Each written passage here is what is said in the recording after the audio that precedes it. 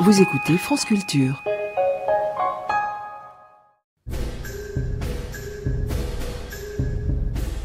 Sur les docks.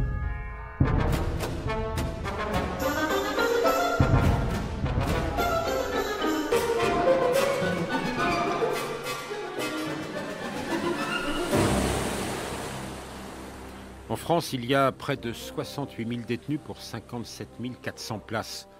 Que les prisonniers qui nous écoutent m'entendent bien, la situation est peut-être un peu moins tendue qu'il y a 2 ans en apparence, mais toujours aussi compliquée à débrouiller.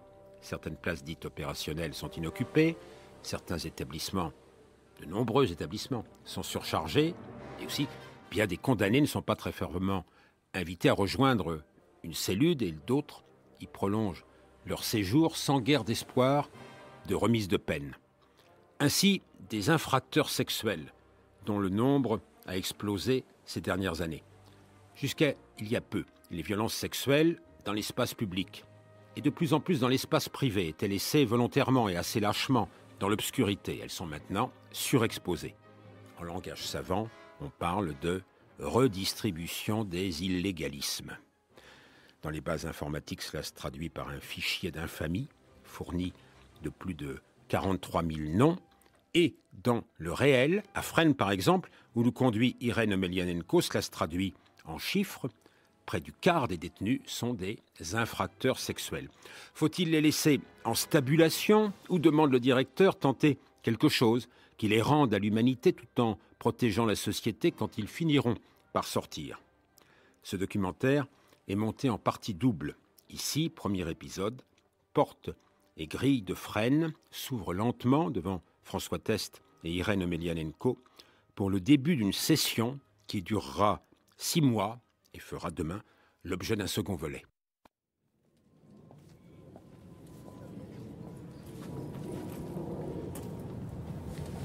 Fresnes, allée des Tuyas, en région parisienne.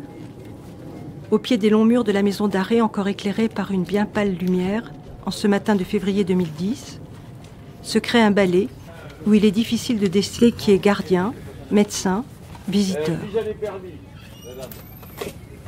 Voilà madame, 049 84 38 56, le service social. D'accord. Vous téléphonez à ce numéro à partir de 14h. D'accord. Alors je vois qu'est-ce que j'ai fait. Là, il n'y a pas... Non, mais avant, ce matin, il ne sort pas. Non, moi j'ai zéro liberté. Et où est-ce qu'il faut... Par exemple, s'il sort Il doit attendre où il y a des barrières, où on fait rentrer des voitures. Ah bon? Et quand ils sont en liberté, on les emmène jusque là-bas. D'accord. Voilà, bon, madame. merci monsieur. Bonjour madame. Irène Omelianenko, France Culture, on vient pour travailler avec le docteur Bruno-Bruxelles. Vous êtes 2, hein? Oui, voilà, Monsieur. le 2e est là. Dans l'unité de prise en charge des auteurs d'infractions sexuelles, maison d'arrêt de Fresnes. Aujourd'hui, connais-toi toi-même. Ouais, Renan, j'ai les 2 journalistes de France Culture là. Je réceptionne, ok, merci. Merci. Allez-y, messieurs, dames. Par contre, il va falloir enlever le casque, tout poser sur la machine, portique, etc. D'accord. On va vous expliquer.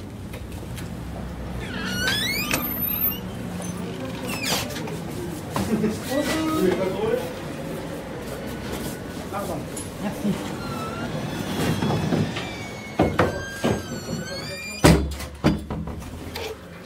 Entrée dans le premier sas, échange de notre pièce d'identité contre un large jeton qui sera notre unique sésame de sortie, avec l'avertissement « Ne le perdez pas ». Rituel du dépôt des téléphones portables, clés USB et autres outils de communication dans une consigne pour tout le monde, y compris le personnel pénitentiaire.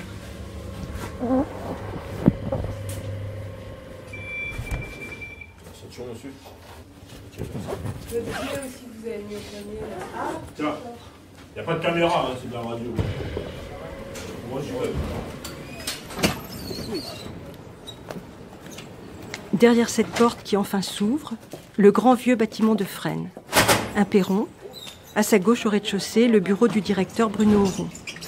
Dans la cour à droite, un autre mur où se dessine une porte. Nous sommes entourés de caméras, concertina, bruit de goupilles. Un autre sas, la cour anciennement nommée des condamnés à mort, où tournent sous quelques arbres des détenus en promenade ce matin. Non, Soyez tranquille. Enfin, voici l'unité psychiatrique d'hospitalisation. Je suis désolé, c'est bloqué de partout. Bon, c'est pas grave. Ça veut dire quoi, c'est bloqué de partout? C'était bloqué pour vous.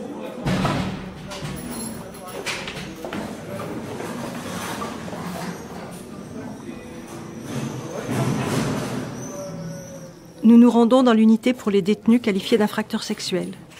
Début d'un programme de soins durant 6 mois, avec infracteurs sexuels ayant été condamnés pour des actes sur majeurs ou sur mineurs. En ce qui concerne les mineurs, sont qualifiés d'infractions, meurtre ou assassinat d'un mineur avec viol, torture ou acte de barbarie, mais encore viol, agression, atteinte sexuelle, proxénétisme à l'égard d'un mineur, recours à la prostitution d'un mineur, récidive de ces mêmes actions. Au 30 octobre 2008, selon la CNIL, le fichier des infracteurs de ce type en France concerne 43 408 personnes.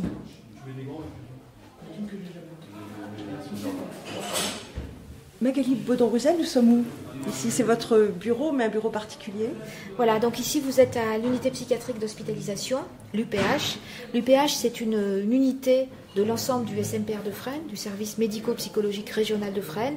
Et dans cette UPH, comme son nom l'indique, il y a des personnes qui sont en soins, disons, de type hospitalier. Il y a des soins 24 heures sur 24 au rez-de-chaussée, au premier étage, c'est des soins de psychiatrie générale. Et il y a aussi d'autres soins particuliers, cette fois-ci sur une plage horaire de type hôpital de jour, 9h, 17h, au deuxième étage de l'UPH. Et là, ce sont des soins réservés à des personnes auteurs d'infractions à caractère sexuel qui veulent effectivement travailler sur eux-mêmes notamment. C'est une expérience complètement inédite. Oui, en effet, nous sommes la seule prison, enfin le seul service de psychiatrie en détention à proposer ce type de travail. En réalité, c'est une histoire ancienne, puisque le soin spécifique en direction des personnes auteurs d'infractions à caractère sexuel en détention a été inauguré dans les années 1994, ici à Fresnes, par le docteur Sophie Baron-Laforêt. Donc ici à Fresnes, c'est une tradition de travailler, notamment par le biais des groupes de parole, avec ces personnes. Voilà. Donc ce qui est de très particulier ici, c'est que les personnes arrivent tout en même temps. Donc il y a 12 places, donc 12 détenus au maximum peuvent arriver tous en même temps.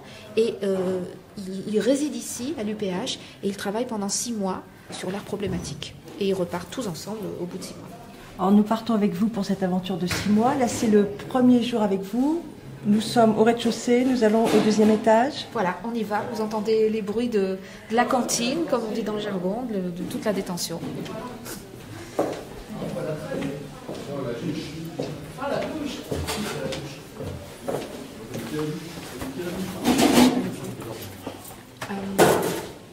Roland, est-ce que vous pouvez nous ouvrir? On va au deuxième, parce que j'ai pas les clés. J'ai oublié les clés. Tu as les clés, Isabelle?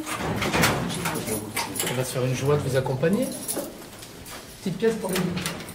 Allez, on y va. Merci.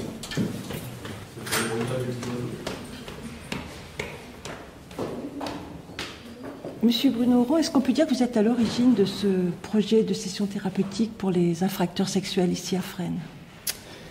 À l'origine, non, je ne vais pas m'attribuer ce qui ne m'est pas uniquement dû. Mais par contre, moi, ce que je vais vous indiquer tranquillement, c'est que ce projet-là, je l'ai trouvé dès l'origine extrêmement intéressant. Je l'ai trouvé innovant. Et j'ai pensé qu'il fallait en favoriser la mise en place parce que je crois que c'est bon pour les détenus que nous avons et qui doivent un jour revenir dans la société après avoir purgé leur peine. Donc je pense que l'idée que la prison ne soit pas uniquement un temps d'attente vers la fin de la peine, mais au contraire un temps où l'on va amener la personne à réfléchir sur ce qu'elle a fait, sur ce qu'elle est, où l'on va la prendre en compte, où l'on va la faire parler. C'est quelque chose de très intéressant. C'est une avancée, c'est de l'ordre du soin en prison. Je pense que c'est une orientation très intéressante.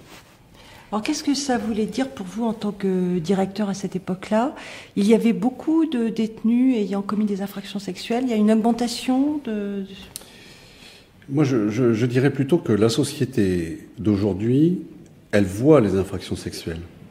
Je pense que dans un passé qui n'est pas forcément si lointain que ça, socialement parlant, on voyait moins d'infractions sexuelles. C'est pas qu'elles n'existaient pas, c'est qu'elles étaient un peu plus invisibles. Aujourd'hui, on voit, on n'est pas d'accord, on peut peut-être dire même qu'on leur condamne, et donc ça veut dire qu'on voit des gens rentrer en prison, en fait, qui n'y seraient pas rentrés dans le passé.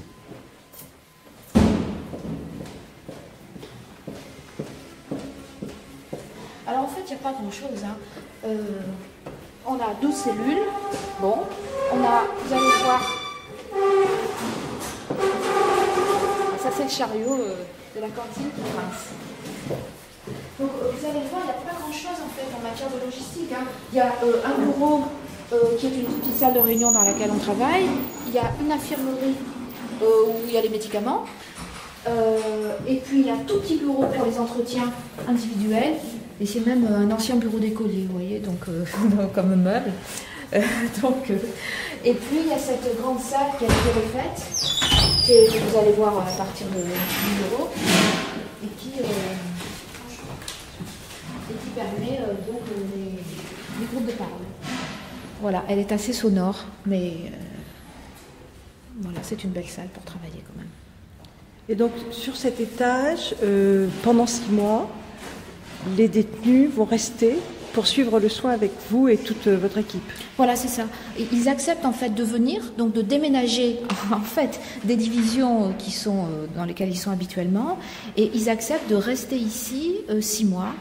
Ils ont bien sûr toute la vie pénitentiaire continue à exister. Ils ont des parloirs, évidemment, ils ont les promenades, ils ont les cantines, mais en revanche, ils ne vont plus pouvoir travailler pour ceux qui travaillaient. Donc vous voyez, il y a un certain effort de leur part. Et ici, les détenus, notre choix, ça a été que des personnes condamnées pour que leur défense au sens judiciaire ne vienne pas contaminer leurs propos, leur travail sur eux-mêmes.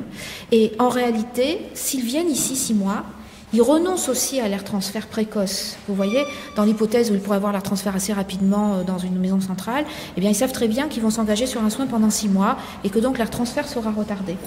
Alors quand vous dites longue peine, Magali Baudon-Bruzel, vous parlez de plusieurs années. On doit avoir 90% ou 95% d'affaires criminelles, donc de peines de réclusion criminelle. On a eu des peines très longues, avec des très lourdes qualifications, comme viol aggravé sur mineurs, torture et actes de barbarie. On a eu des personnes qui avaient des affaires comme ça, qui y sont venues. On a peu d'affaires en correctionnel, très peu. Voilà.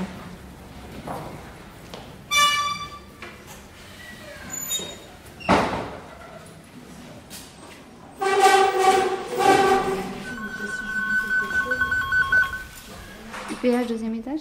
Brigitte Guédon, nous sommes ici dans la salle des infirmières, je vais dire, parce que finalement il y a une majorité d'infirmières ici. Vous êtes psychiatre, psychanalyste, et vous allez animer un groupe avec des détenus dans le cadre de la formation qui est proposée ici. Quelle est l'idée? Qu'est-ce qui va se passer là tout à l'heure? Ils vont essayer de comprendre ce qui s'est passé pour eux et leur vision d'eux et des autres quand ils étaient petits, quand ils étaient adolescents et adultes, et le mettre en lien avec les actes qu'ils ont commis. C'est-à-dire que les croyances qu'ils ont eues restent toujours actives et ils vont continuer à les développer et à les agir. Alors comment est-ce que vous allez pouvoir rentrer dans cet univers mental de chacun? Et en groupe en plus? En groupe, le groupe est soutenant. Parce qu'au contraire, ils sont écoutés par d'autres collègues, je vais dire les appeler comme ça. Ils vont avoir les mêmes difficultés que les autres et c'est là où c'est soutenant.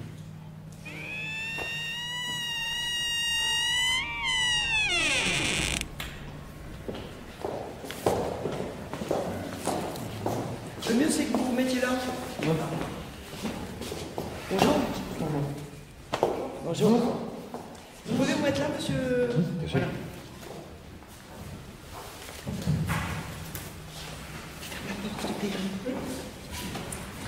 Ok. Vous avez pensé à... Vous avez des questions? Est-ce que vous avez pensé au cours de la semaine dernière, ce dont on a parlé? Oui, des sujets... Voilà. Est-ce que vous avez des questions à poser ou... Pas vraiment, non. Parce que bon, le problème, je suis toujours en train de réfléchir, mais... Est-ce que vous avez lâché la question? La question de... La vôtre de question. Ben là, c'est pour ça, comme je dis, je suis en train de réfléchir. Et comme récemment, il y a beaucoup de choses qui sont embrouillées encore en moins. D'accord. J'ai il y a beaucoup de choses. Ok. C'est pour ça que j'ai du mal à réfléchir vraiment très bien. Ok. Juste une chose. J'ai suivi votre conseil. Oui. Je suis allé en promenade. Super. Et c'était comment alors? De prendre l'air. Je ne veux pas dire que j'en ai tiré des aspects négatifs, pas loin. Mais j'ai vraiment senti que j'étais en prison. Alors qu'en cellule, je le sens, je l'éprouve bien moins. Donc la fonction de rester dans votre cellule, c'est de ne pas ressentir l'aspect carcéral. De moins ressentir l'aspect carcéral. D'accord. Alors que là, vraiment, je l'ai ressenti flagrant. Bon, j'ai vu de l'herbe, j'ai vu deux groupes de fleurs, des violettes, des pâquerettes. Et là, j'ai vraiment senti que j'étais dans une cage. Donc ce que j'entends, c'est effectivement, quand vous êtes dans votre cellule, ça vous permet d'évacuer l'aspect carcéral. Voilà, et je me fais mon monde à moi. Je vous invite à le faire quand même, pour uniquement des raisons physiques. Voilà. Maintenant, vous faites comme vous voulez. Vous êtes adulte, vous êtes grand. Donc, mais vraiment pour des raisons physiques. Et vous, en particulier, vous avez besoin de marcher. Je pense à votre cœur. Oui. Voilà. Ok. On continue par rapport à la semaine dernière. Ce qu'on va faire aujourd'hui, vous allez choisir des souvenirs à l'âge de 6 ans, enfin 6-7 ans, à l'adolescence et à l'âge adulte. Et à chacun des 3 stades, vous allez essayer de trouver ce que j'appelle les croyances, c'est-à-dire sur vous, les autres et le monde. Exemple. C'est clair? Donc on va prendre 5 minutes. Vous allez prendre chacun 5 minutes à vous souvenir, des souvenirs qui viennent, sans obligatoirement les chercher, qui viennent, et vous allez commencer par 6-7 ans. Est-ce que c'est clair, monsieur? Voilà. Puis quand vous avez fait ça à 6-7 ans, vous prenez l'adolescence. Adolescence, on dit 15-16 ans, donc pas la pré-adolescence, 15-16 ans. Et ensuite l'âge adulte.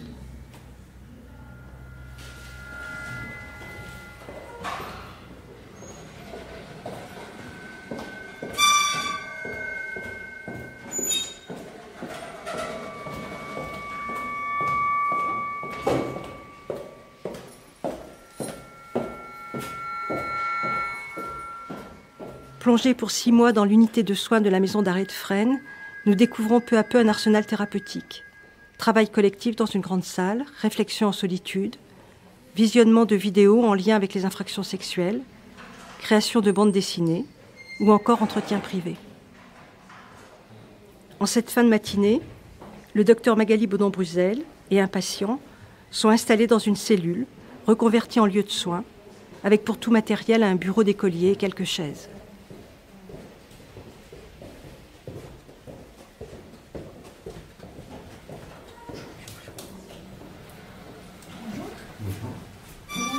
Monsieur Irène.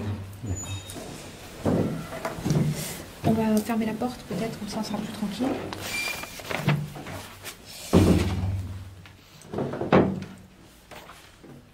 Alors, comment ça va? Ça va. Ça va. Oui, alors, la session, elle a commencé en février. Qu'est-ce qui vous intéressait là-dedans, de venir ici? C'est que... me posait pas mal de questions. Pourquoi je suis arrivé à faire des actes qu'on m'a condamné. Oui. Et puis essayer de pas recommencer. Essayer. C'est même pas essayer, c'est pas recommencer. Oui. Si j'arrive pas à essayer de régler ce problème que j'ai, oui, la solution c'est je prends le fusil, la cartouche et puis voilà. Moi c'est direct. Effectivement, là, je vois sur l'expertise que j'ai que les faits, ils sont commis, on dit tout de suite, en état de récidive légale. Oui, donc oui. ça veut dire qu'en fait, il n'y a pas eu qu'un seul fait. Pour la dernière peine que j'ai prise, là, donc il m'a condamné à 26 ans. Oui, de réclusion criminelle, oui. Et, je ne reconnais pas les faits du tout. D'accord. Et pour autant, ce qui motive votre désir de faire du soin ici, c'est quand même l'idée que donc vous l'avez fait 2 fois, disons, pour dire les choses simplement, selon vous. Hein. Oui. Et donc, ça fait quoi? C'est que vous avez peur de le faire quand même une 3e fois, même si vous ne reconnaissez pas les 3e faits qui vous sont reprochés? Oui, il y a ça. Puis c'est que lors de mon dernier procès, en appel, j'ai vu une personne qui était ma victime. Elle était majeure. Oui. Et bon, elle est venue témoigner. Et ça m'a... Là, j'ai pu voir que le dégât que j'ai pu commettre sur cette personne. Donc, ça me fait prendre conscience qu'il ne faut plus que je recommence. Et puis, c'est pas une solution. Il faut que j'arrête, il est temps. Et largement même grand temps. Quel âge vous avez? J'ai 46 ans. Vous avez 46 ans. Vous avez vécu en couple, ou vous avez été marié ou en concubinage? En concubinage. Et puis, c'est tout? J'ai été incarcéré. Après, vous avez été incarcéré, mais il n'y a pas eu des périodes à nouveau de concubinage. Depuis, vous avez été célibataire. Oui. Vous êtes célibataire. Vous avez des enfants? Oui, une fille. Donc, elle a été issue de cette période de concubinage, oui, c'est ça? Elle a quel âge maintenant? Elle vient d'avoir 18 ans le mois dernier. Vous êtes toujours en contact avec elle? Non. Pourquoi? J'ai été déchu de mes droits parentaux. Vous avez été déchu de vos droits? Pour quelle raison? Vu que j'étais condamné pour des faits similaires. Bien que vous soyez relaxé sur cette affaire, voilà. On vous a déchu de votre voilà. autorité. Alors, sur le plan des antécédents judiciaires, si on reprend précisément, donc vous avez été condamné une première fois pour, alors les qualifications... Agression sexuelle qui marquait. Et viol. C'est forcément il marque agression sexuelle. Bon, d'accord. Mais donc, si cour d'assises, c'est criminel, donc oui, c'est viol. C'est criminel. Donc, et j'ai pris 8 ans. Vous avez pris 8 ans de réclusion criminelle. Ouais. Et là, la victime, c'était qui? Donc, c'était ma belle-fille. Oui. Et neveu et nièce. Ils avaient quel âge au moment des faits, à peu près? 6-7 ans. 6-7 ans, à peu près? Oui, à peu près. Ok. Alors, donc, vous faites votre peine. Vous êtes relâché à mi-peine? Vous faites une... Non. J'ai toujours refusé la conditionnelle. Pour quelle raison? C'est que j'avais tellement de haine en moi contre ma copine qu'elle a placé ma fille. Ouais. Donc, je voulais me venger. Ouais. Donc j'ai pris... non, puis pour moi, j'étais coupable, si j'avais reconnu les faits. Oui. Donc, je méritais la peine que j'avais prise, 8 ans. Alors, quand vous récidivez pour la deuxième affaire, la victime, c'est qui? Alors, c'est 2 garçons et une petite fille. 2 garçons de quel âge?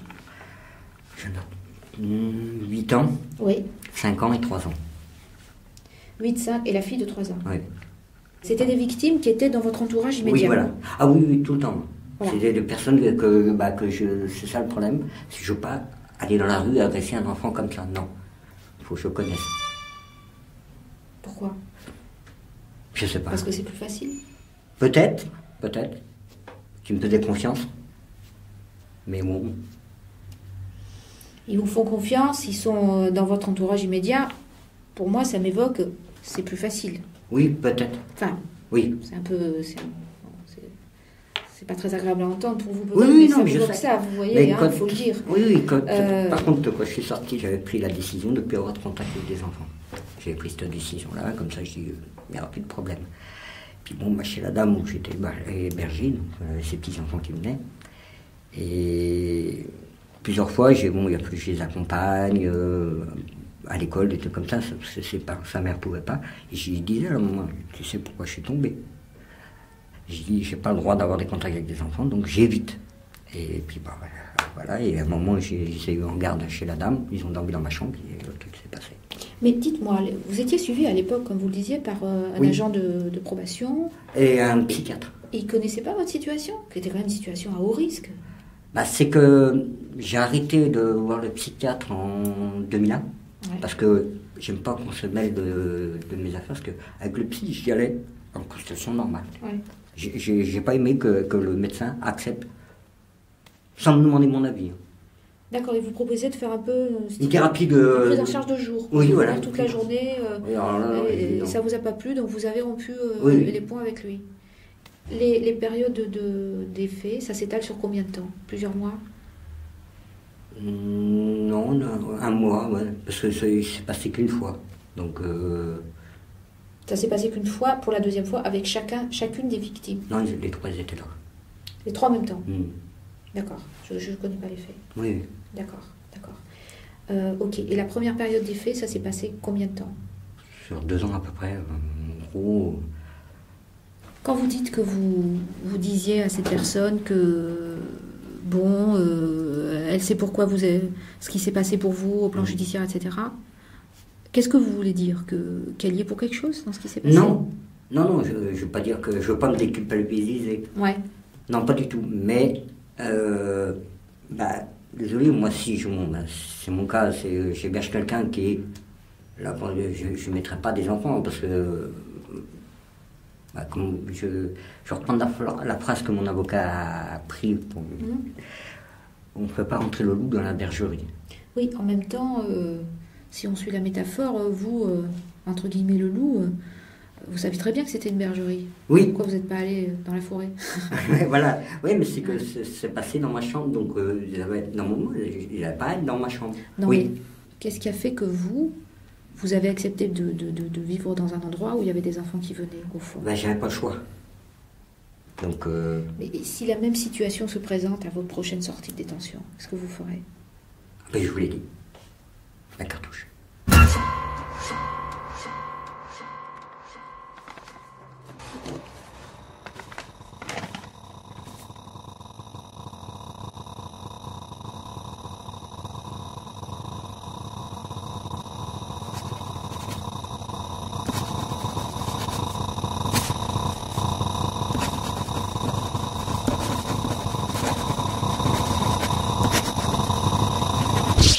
Qui veut commencer?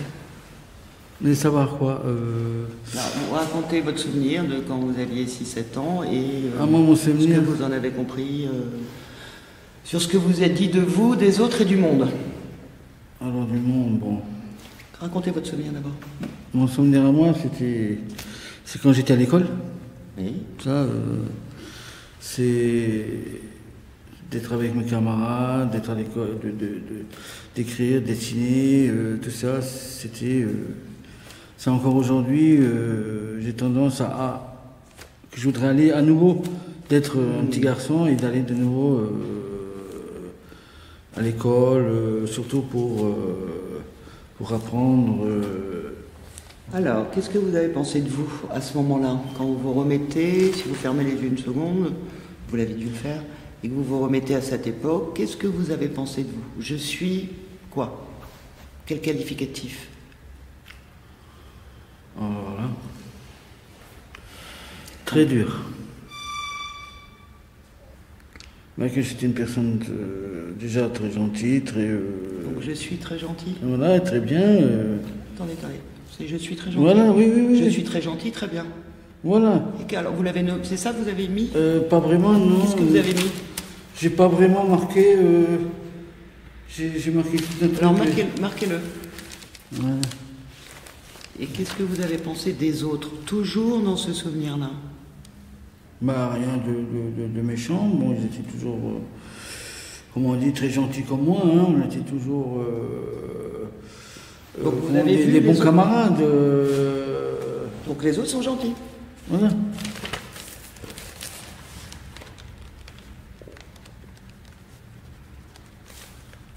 Alors le monde c'est beaucoup plus vaste. Hein. Le monde autour de vous, ça inclut vos parents, ça inclut les tantes, les oncles, le monde qu'un enfant peut voir à 6-7 ans. À cette époque-là, vous auriez dit quoi du monde? Qu'est-ce que j'aurais pu dire? Oui.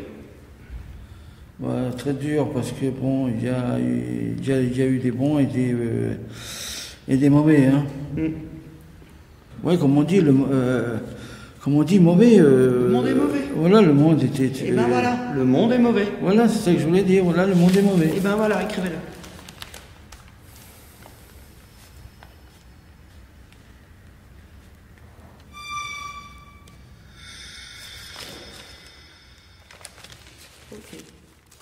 C'est vrai qu'il y a une prise un regard qui est porté par la société sur ce type de délit à l'extérieur, en dehors même de la détention, qui est un regard qui n'est pas très positif. Et donc le même regard va se retrouver un peu en détention, où le regard social est reproduit et exagéré, je dirais, en détention. Alors il y a combien de détenus ici à Fresnes et combien sont concernés potentiellement par cette formation, Bruno Oron?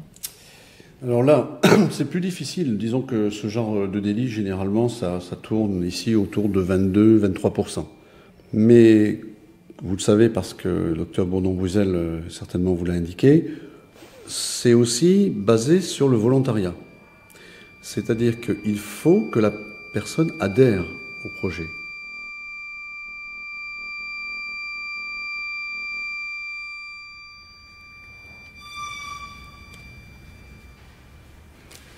Qui veut prendre la suite?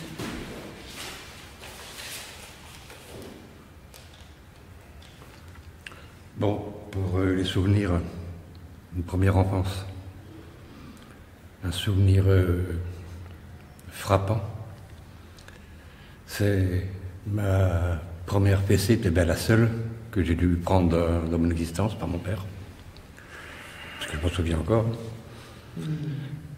J'avais 6-7 ans, oui, maximum. J'étais avec un cousin et puis des gamins de mon âge, en train de s'amuser dans une maison en bas du village, où mon père travaillait avec ses amis. Il y avait une grille, une grande grille, mais il y en avait un pour faire son intéressant, en l'occurrence moi. J'ai pas vu arriver mon père derrière moi, qui m'a soulevé, et j'ai pris une immense claque sur les fesses, qui m'a coupé le souffle, pas de douleur, mais de vexation. Là, je me suis dit, j'ai rien fait, les grands sont méchants. Et à chaque fois, ça me revenait. Je suis plus haut que les autres, c'est ça? Oui, oui. J'ai l'impression d'être plus grand. Moi, j'ai grimpé là, toi, tu n'as pas grimpé. Je suis plus grand que les autres. Oui. Et alors là, vous avez pensé quoi du monde? Le monde est méchant. Et les autres, c'était les autres sont méchants, hein, c'est ça? Oui. Donc les autres et le monde, c'était pareil? C'était pareil. Là, c'était... J'en voulais à tout le monde. Hein. Par vexation. Maintenant, à l'adolescence, ça n'a pas été une humiliation corporelle, mais ça m'a touché mon porte-monnaie. Je venais d'avoir une mobilette. Je devais aller à une fête, un village à côté. J'avais un copain qui avait mon âge, qui était à pied. Qu'est-ce qu'on fait dans ces cas-là? Je le monte derrière moi et on s'en va à la fête. Mais j'ai fait une mauvaise rencontre. Une voiture bleue avec un gyrophare, conduite par deux bonhommes avec un képi au-dessus d'eux. Bon, on était pris. Et ce que me souviens, c'est d'avoir payé 10 francs d'amende. Donc à ce moment-là, vous pensiez quoi de vous? Je suis... J'étais fier d'emmener quelqu'un et de braver un interdit. Ok, donc je suis fier. Là, j'étais fier, oui. À ce moment-là, les autres sont quoi? Ben, s'ils le font pas pour moi, ce sont les trouillards, hein, comme on disait à cette époque-là. Les autres sont les trouillards? Oui. Moi, je le fais, je prends le risque. Et le monde? Le monde ferme les yeux. Le monde ferme les yeux. Et à l'âge adulte? Alors, à l'âge adulte, bah, vous avez un souvenir, vous en prenez un? À l'âge adulte, c'est déjà les actes que j'ai commis. Ouais, bah, c'est là, à l'âge adulte, je suis devenu méchant. Donc vous pouvez dire je suis méchant? Voilà, je suis méchant. D'accord. Les autres sont? C'est les autres qui sont gentils et le problème c'est que j'ai jamais voulu les croire. Vous l'avez écrit ça pour vous? Voilà, c'est ça. Ok. Est-ce que je vous invite à reprendre ça justement, ce que vous avez vu pour chacun de vous, et de voir comment ces croyances-là sur vous, les autres et le monde sont même probablement encore actives et a dû, allez, je vais dire, entraîner les raisons pour lesquelles vous êtes là. Quel est le lien que vous allez faire? Comment l'humiliation a pu faire des choses pour certains?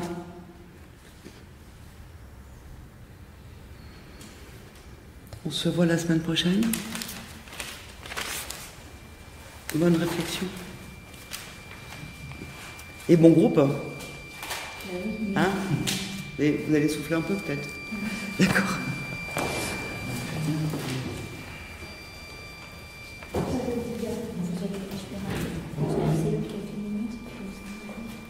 Moi je vous dis au revoir quand même. Au revoir. Au revoir.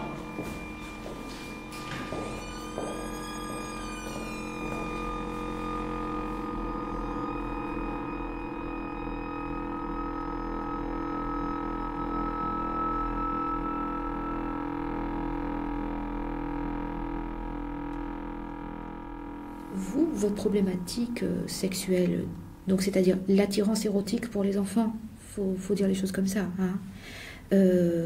C'est quelque chose que vous connaissez depuis longtemps? Vous savez que vous avez cette attirance depuis longtemps? Oui. Oui, vous l'avez compris quand? À quel âge? Je veux dire, quand vous étiez en concubinage, vous le saviez déjà? Avant, oui, avant, vous bien avant. Déjà, hein. Vous l'avez compris à peu près quand?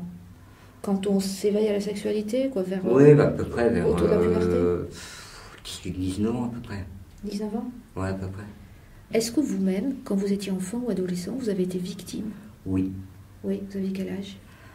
Je devais avoir 10-11 ans à peu près. Qu'est-ce qui se passe quand vous avez 10-11 ans? Bah, j'ai plus beaucoup de souvenirs. Je sais que c'est pas un élève, hein. C'est pas un adulte, c'est un élève. Un élève qui avait quel âge? 15-16 ans. D'accord. Et bah, il m'a emmené dans sa chambre, puis bon, bah... Et il avait une relation sexuelle avec vous? Ouais. Une relation complète? Il y avait une pénétration, oui, pour dire oui, les choses. Oui, hein, voilà, oui, hein. oui. Vous étiez d'accord ou pas? Non. Et comment ça se fait qu'il l'a fait quand même? Vous osiez pas? Vous vous souvenez un petit peu de l'état d'esprit dans lequel vous étiez? Non, pas tellement. Je sais que après j'étais triste, oui. Parce que j'ai fait par moi une petite déprime. Oui. Et je n'ai parlé à personne. Oui. Et maintenant j'ai appris que soi-disant, il y a une point d'interrogation, je ne le saurai jamais, j'ai été abusé par mon père. D'où ça court cette histoire? Bah, c'est le président qui a... Parce que mon père a commis des actes sur mes soeurs, on a appris ça par l'enquête. Parce que moi j'ai mon frère, un de mes frères qui est incarcéré aussi. Oui. Et excusez-moi, pour ce même type de problème? Oui, oui, on est trois. Et donc, bah, c'est lui qui a révélé ce truc. Donc votre frère qui passe pour une autre affaire, il dit qu'il y a eu des abus sexuels de la part de votre père, oui, oui. Sur des enfants. Bah, sur mes sœurs, moi il y a un petit moment je le savais, parce que c'était comme si on dirait un secret de famille, on peut dire ça. Mais ça je m'étais dévoilé. Je sais que, bon bah pour moi j'ai eu une mère, mais pas de père. Et rentrer le soir, c'était quelqu'un d'autoritaire. Donc il fallait y apporter ses chaussons. Si monsieur avait décidé d'aller au lit par regarder la télé, il débranchait le câble de télé, ça je m'en souviens. Et il était vivant avec ma mère. Il connaît votre mère, il connaît les enfants aussi? Pas vous, mais d'autres enfants? Non. Donc ce problème, si vous voulez, ce problème d'être intéressé donc au plan sexuel par les enfants, vous l'avez compris assez jeune? Oui, assez jeune. Qu'est-ce que vous faisiez alors? Qu'est-ce que vous vous disiez? Je suis pas normale? Oui, voilà, pour moi, j'étais pas normale, ça. Mais j'ai jamais osé aller voir un psy puis en parler. Vous saviez que c'était des pensées qui vous excitaient. Si vous pensiez, pour dire les choses précisément, à un scénario érotique avec des enfants non pubères, hein, parce que moi j'ai bien vu que les victimes, elles sont bien avant la puberté quand même. Hein, il y en a de très très jeunes. Bon, c'est quelque chose qui vous excitait sexuellement. Bah, voilà. Ça, vous le saviez? Oui. C'est après que je disais qu'est-ce que j'ai fait. C'est ça. Tout de suite après l'acte ou, je sais pas, le lendemain? Ah non, après, je me disais, mais qu'est-ce que j'ai fait? Et ça ne m'empêchait pas de recommencer après. Quand on le fait une fois, bon, on se dit, comment ça se fait que je l'ai fait? J'aurais jamais dû faire ça. Oui, c'est ce que je me Bon, disais. ça c'est quand on le fait une fois. Oui. Mais quand on le fait, j'en sais rien moi, 10 fois, 15 fois, je sais pas combien de fois ça s'est fait. Qu'est-ce que vous vous disiez de vous-même alors? Parce que vous savez bien que vous le refaisiez. Ben, j'arrivais pas à me contrôler. Vous disiez, j'arrive pas à me contrôler. Voilà. Mais vous disiez quoi? Je suis un monstre, je suis un être double. Qu'est-ce que vous disiez de vous-même? Je peux pas vous dire exactement, c'est que...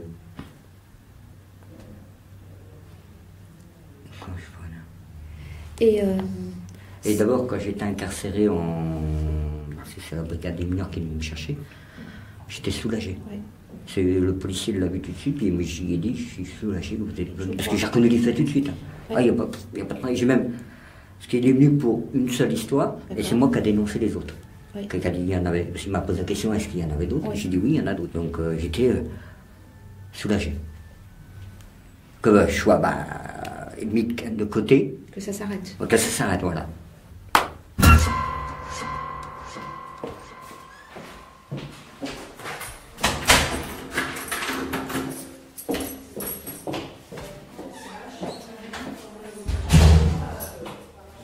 Cet après-midi, dans la grande salle du centre de soins de Fresnes, des dessins, des tableaux, couverts de symboles, des flèches, des ronds, des carrés.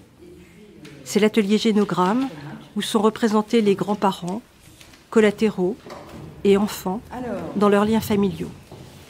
On va continuer sur le génogramme.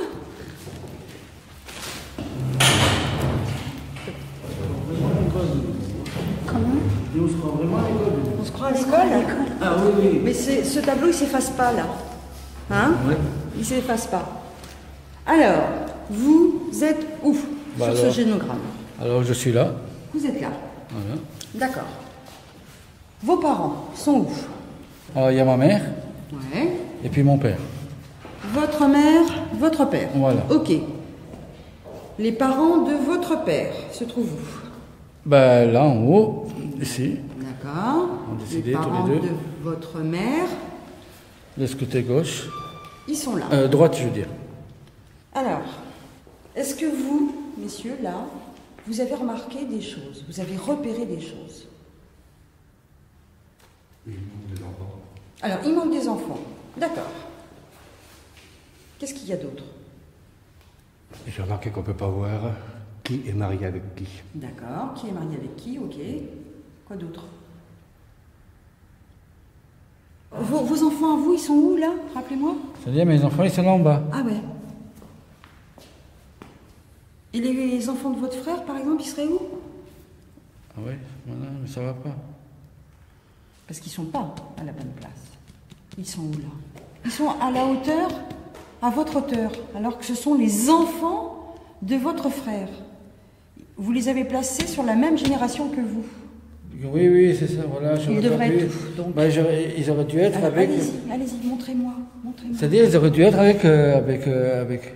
avec les autres enfants, c'est-à-dire ensemble. Tout à fait. Voilà. Tout à voilà, fait. Moi, j'ai fait le sens. Tout à fait. Ah ben voilà, là, Regardez c'est pas bien. mal. Oui, Regardez oui, il y a bien, un oui, autre oui, truc. je vois bien.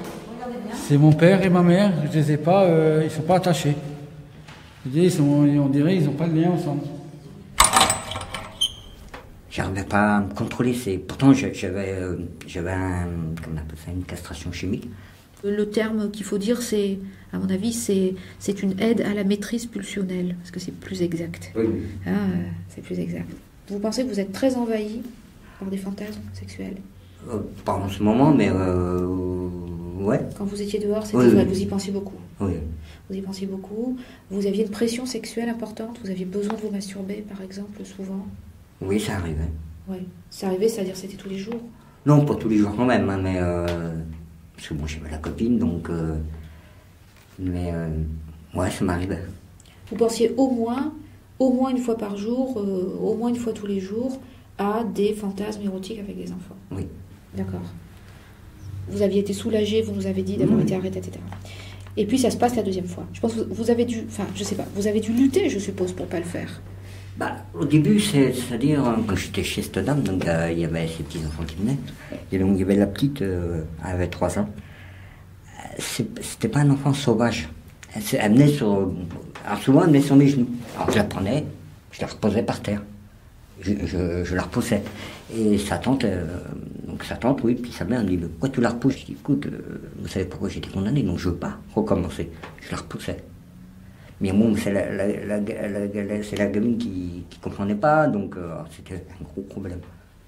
Mais bon, j'essayais d'éviter d'avoir le plus de contact avec les enfants. Mais ça commençait à vous exciter sexuellement? Franchement? Oui, parce que si elle me met sur mes genoux, moi... Eh ben oui. Donc alors c'est pour éviter de...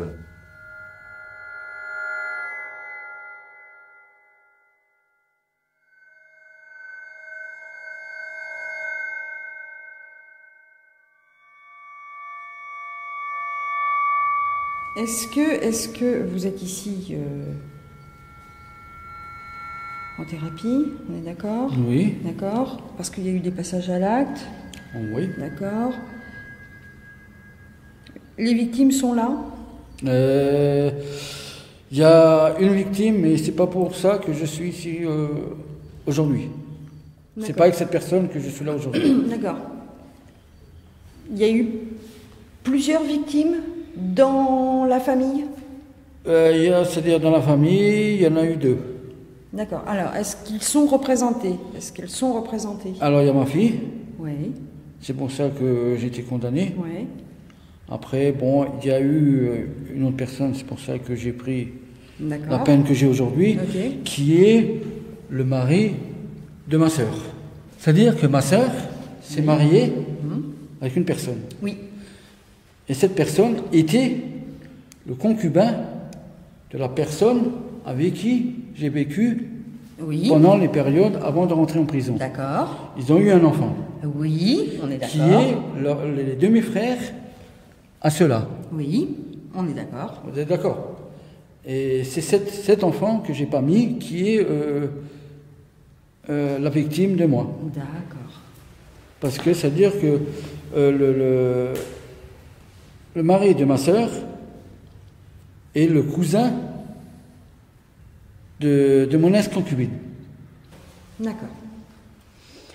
Alors, avant qu'on ne se sépare, vous allez reprendre ça tranquillement. Ouais.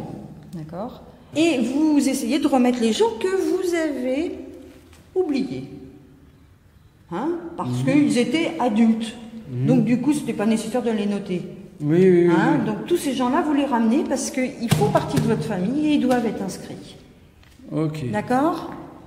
Vous essayez de faire ça pour la prochaine fois? Il n'y a pas de problème, ça va être fait. Merci. Ça mettra un bon moment, mais ça va être fait. Merci, messieurs.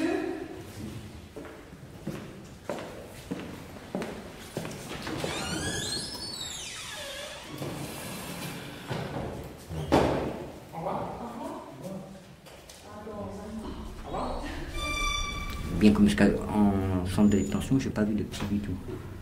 Personne m'a obligé, donc... La première fois, la première... Oui, la première condamnation. La première période d'incarcération, vous n'avez pas pu mettre le temps de l'incarcération à profit pour travailler sur vous-même, c'est ça que vous dites? Par contre, en 86, si j'avais vu un psy, mais quand je l'ai vu une fois, c'était une femme, je l'ai vu une fois, elle m'a dit votre cas est désespéré. Ah ben je dis c'est bien. Elle ne le disait pas pour rire, elle le disait sérieusement. Ah oui, sérieusement, elle m'a dit votre cas est désespéré. Elle m'a dit c'est plus la peine de venir.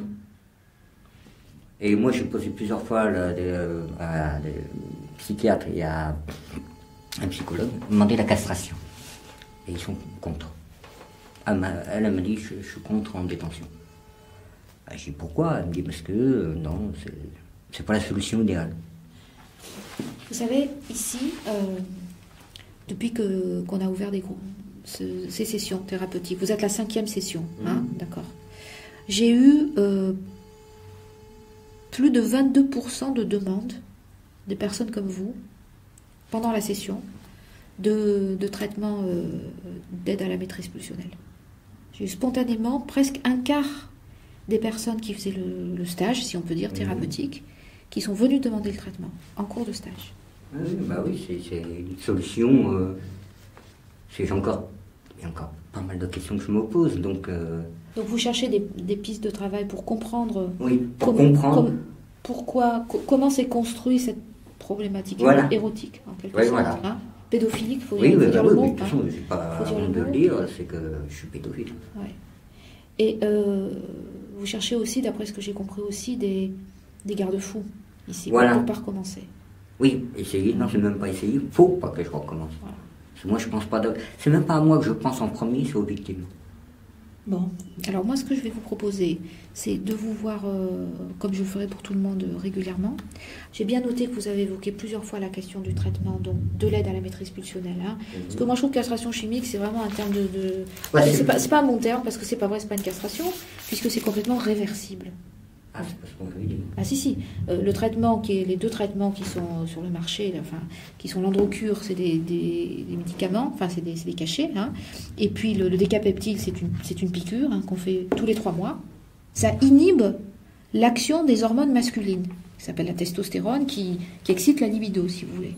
Ça ne fait pas changer les fantasmes, hein. Ça fait baisser la pression libidinale, sexuelle. Voilà. Donc ça fait que, théoriquement, il y a moins d'envie, il y a moins d'érection, voilà, ça se manifeste comme ça. Mais c'est réversible, c'est une action réversible. C'est-à-dire si on arrête le traitement, ça revient. D'accord ? Donc on parle de castration, c'est impropre. Voilà. Mais tout ça, enfin, je pense qu'on l'évaluera dans un deuxième temps. Voilà. Ok, je vous remercie. Au revoir, monsieur. Au revoir. Au revoir. Au revoir. Au revoir, monsieur. Au revoir.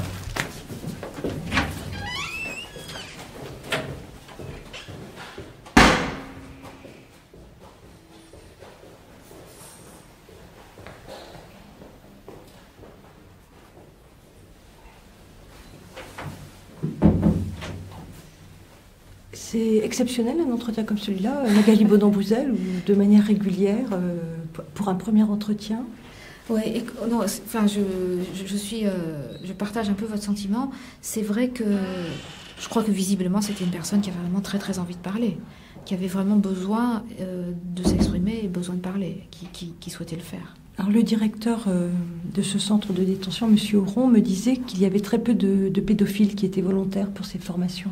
Pour 100 personnes à peu près abordées, 10 disent oui. Donc 90 disent non. Hein.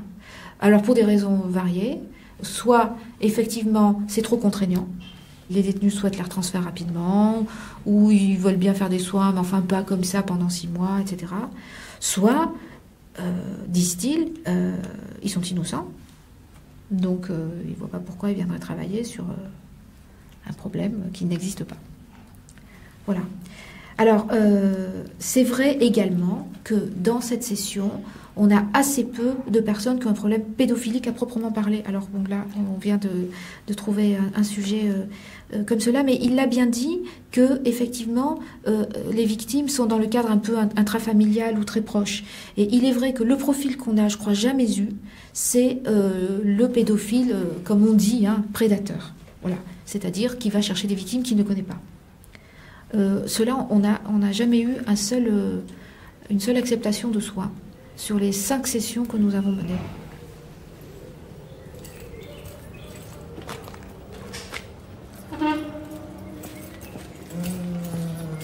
Par contre, chef, ces messieurs dames là, de la télévision, ils repartent tout seuls jusqu'à l'entrée ou on va peut-être les accompagner? Non, on va les accompagner. Ce serait mieux. On va vous accompagner, messieurs dames, hein, pas tout seul. Je vais vous trouver un surveillant pour accompagner. Ouais. C'était dans l'unité de prise en charge des auteurs d'infractions sexuelles, maison d'arrêt de Fresnes, Connais-toi toi-même, avec Magali Baudon-Bouzel, Florent Gatterias, Isabelle, Gwenaëlle, Brigitte, Nadia, Brigitte Guédon, Bruno Auron, les patients et Ronan Melcus. Merci aussi à l'administration pénitentiaire et à celle de l'hôpital Paul Guiraud. Documentation Agnès Gontier. Coordination Christine Gage, Laure-Hélène Plancher. Un documentaire de François Test et Irène Omelianenko pour Sur les Docs. Merci. Madame Omelianenko. Merci.